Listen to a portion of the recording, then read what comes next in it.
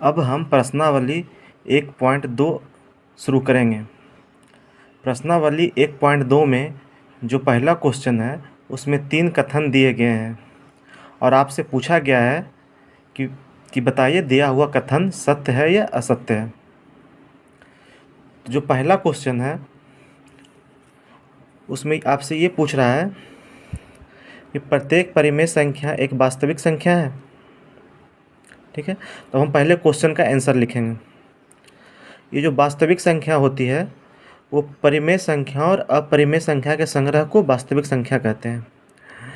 वास्तविक संख्या में सारी परिमेय संख्याएं होती है और वास्तविक संख्या में सारी अपरिमेय संख्याएं भी होती है। तो पहला क्वेश्चन है प्रत्येक अपरिमेय संख्या एक वास्तविक संख्या है। तो इसका आंसर होगा हाँ, प्रत्येक अपरिमेय संख्या एक वास्तविक संख्या होती है। अतः दिया गया जो कथन है ये सत्य है। तो इसका आंसर हुआ सत्य है।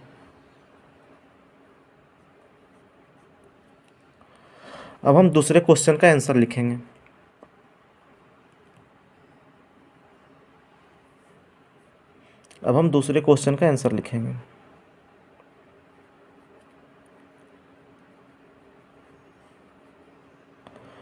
दूसरा क्वेश्चन में आपसे पूछा जा रहा है संख्या रेखा का प्रत्येक बिंदु √m के रूप का होता है जहां m एक प्राकृतिक संख्या है। इसके लिए पहले हम एक संख्या रेखा बना लेंगे। यहाँ पे हम एक संख्या रेखा बनाते हैं। इस तरह से एक संख्या रेखा बना लेते हैं। यहाँ पे 0 ले लेते हैं, यहाँ पे -1 ले लेते हैं, यहाँ पे 1 ले लेते हैं, यहाँ पे 2 ले लेते हैं, यहाँ पे 3 ले लेते हैं। ठीक है, अब हम लिखते हैं √2। √2 का जो वैल्यू होता है वो होता है 1.414 ... इस तरह से। तो ये जो अंडर रूट होगा वो संख्या रेखा पे यहाँ पे कहीं होगा।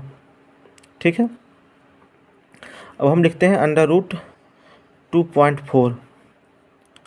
√2.4 का जो वैल्यू होता है वो होता है 1.5491 ... इस तरह से। ठीक है, तो √2.4 जो है सो संख्या रेखा पर यहाँ पे कहीं पे होगा।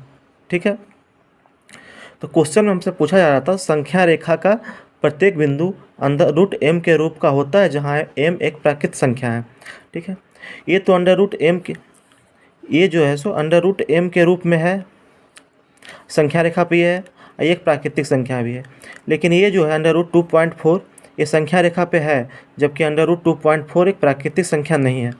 इसलिए ये जो दिया गया कथन है ये असत्य है। इसका आंसर हो जाएगा असत्य।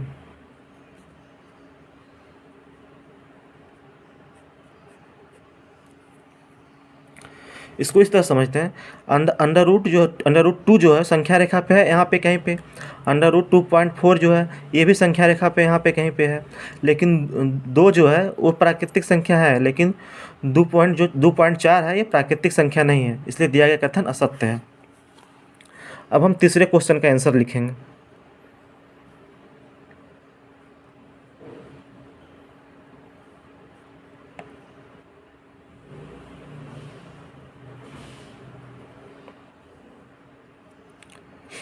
तीसरे क्वेश्चन में पूछा जा रहा है कि प्रत्येक वास्तविक संख्या एक अपरिमेय संख्या होती है। तो हम कुछ यहाँ पे वास्तविक संख्या लिख लेते हैं। यहाँ पे हम कुछ वास्तविक संख्या लिख लेते हैं अपने मन से।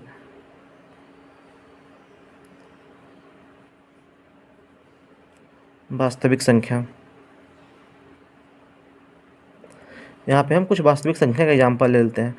जैसे हो गया √2, 4/7, 7/9। ठीक है, यहाँ पे देखिए √2 जो है सो एक अपरिमेय संख्या है, अब 4/5 है जो से एक परिमेय संख्या है। तो इसका ऐसा नहीं है कि सारी जो वास्तविक संख्या अपरिमेय संख्या होती है। कुछ वास्तविक संख्या परिमेय होती है और कुछ अपरिमेय होती है। ठीक है, इसलिए जो तीसरा कथन दिया हुआ है कि प्रत्येक वास्तविक संख्या एक अपरिमेय संख्या होती है, ये असत्य है।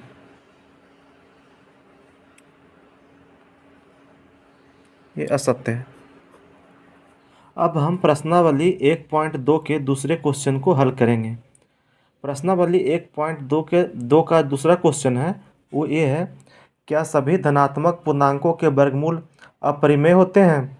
यदि नहीं तो एक ऐसी संख्या के वर्गमूल का उदाहरण दीजिए जो एक परिमेय संख्या है। ठीक है, अब हम यहाँ पे कुछ एग्जांपल लिखेंगे। अंडर रूट टू एक अपरिमेय संख्या है। अंडर रूट थ्री एक अपरिमेय संख्या है। अंडर रूट थ्री एक अपरिमेय संख्या है, एक अपरिमेय संख्या है। ठीक है, अब हम लिखेंगे under root 4। Under root 4 equal to हो जाएगा 2। यह एक परिमेय संख्या है। ठीक है, यह एक परिमेय संख्या है। यहाँ पर देखिए 4 एक पूर्णांक है और इसका वर्गमूल 2 जो है परिमेय संख्या है। तो जो दिया गया कथन है क्या सभी धनात्मक पूर्णांकों के वर्गमूल अपरिमेय होते हैं, तो इसका आंसर होगा नहीं। धनात्मक पूर्णांकों के वर्गमूल अपरिमेय नहीं होते हैं। उसमें क्या अपरिमेय हो भी सकते हैं, अपरिमेय नहीं भी हो सकते हैं। मतलब ये जो दिया गया कथन है एकदम सही नहीं है। इसमें दोनों कंडीशन है कि सभी धनात्मक पूर्णांकों के वर्गमूल अपरिमेय होते हैं, ऐसा नहीं है। कुछ का अपरिमेय होता है, कुछ का परिमेय होता है। इससे एक एग्जाम्पल देखते हैं। अंडर रूट 4 इसका वर्गमूल 2 हो गया, एक परिमेय संख्या है। आप ले लीजिए under root 9। Under root 9 equal to 3, यह एक परिमेय संख्या है। यह एक परिमेय संख्या है। आप और एक उदाहरण ले सकते हैं। Under root 16। Under root 16 equal to 4, यह भी एक परिमेय संख्या है। यह भी एक परिमेय संख्या है। ठीक है, यहाँ पर लिखा हुआ है यदि नहीं तो एक ऐसी संख्या के वर्गमूल का उदाहरण दीजिए जो एक परिमेय संख्या है। तो आप उदाहरण में दे सकते हैं under root 4, under root 9, under root 16, इस सारे का जो वर्गमूल है वो परिमेय संख्या है। अब हम प्रश्नावली 1.2 के तीसरे क्वेश्चन को सोल्व करेंगे। तीसरा क्वेश्चन है, दिखाइए कि संख्या रेखा पे अंडर रूट 5 को किस प्रकार निरूपित किया जा सकता है। ठीक है, तो इस क्वेश्चन को सोल्व करने से पहले आप थोड़ा पाइथागोरस प्रमेय के बारे में जान लीजिए। पाइथागोरस प्रमेय क्या होता है। जैसे यहाँ पे ए बी सी एक समकोण त्रिभुज है। मान लीजिए कि ए बी सी एक समकोण त्रिभुज है। यहाँ पे ए बी सी एक समकोण त्रिभुज है जब बी पे 90 डिग्री बना रहा है। ठीक है, तो इस ए सी को हम कर्ण बोला जाता है। ए सी को कर्ण बोला जाता है। ठीक है, ए बी को लंब बोला जाता है।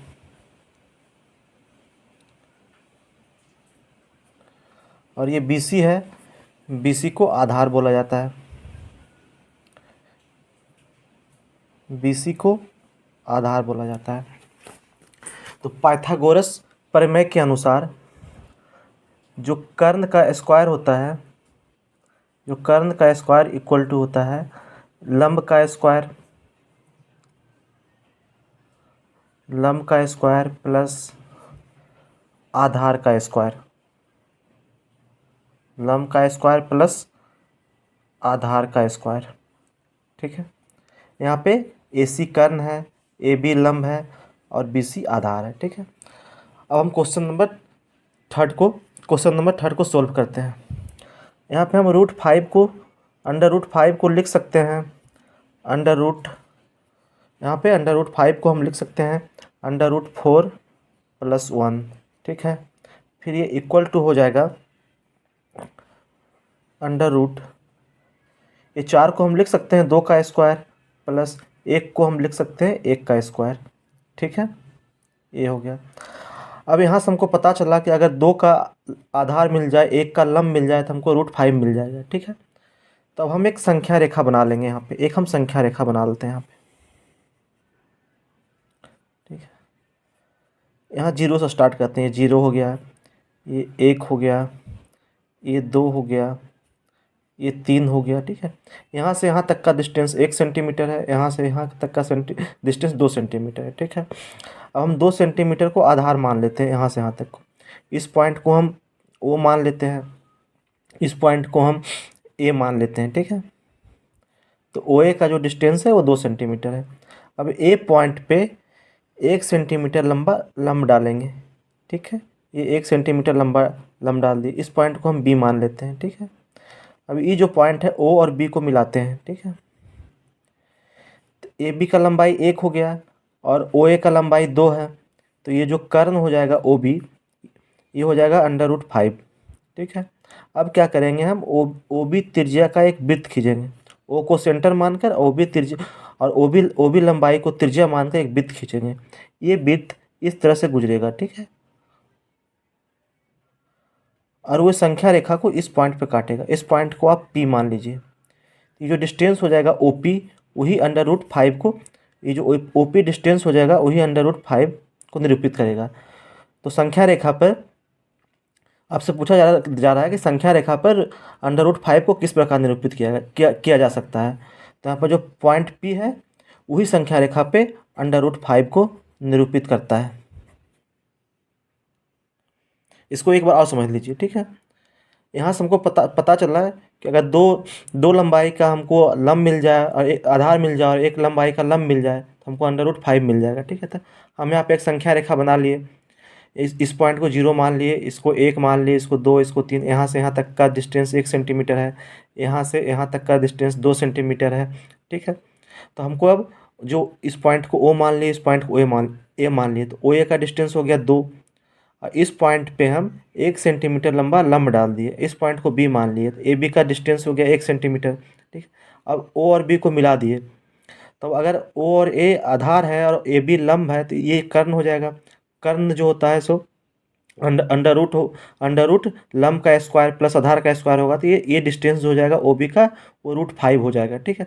अब ओ बी को त्रिज्या मान के एक वृत्त खींचेंगे, तो वृत्त जो संख्या रेखा को इस पॉइंट पे काटेगा। इस पॉइंट को पी मान लेते हैं, यही पॉइंट √5 को निरूपित करेगा।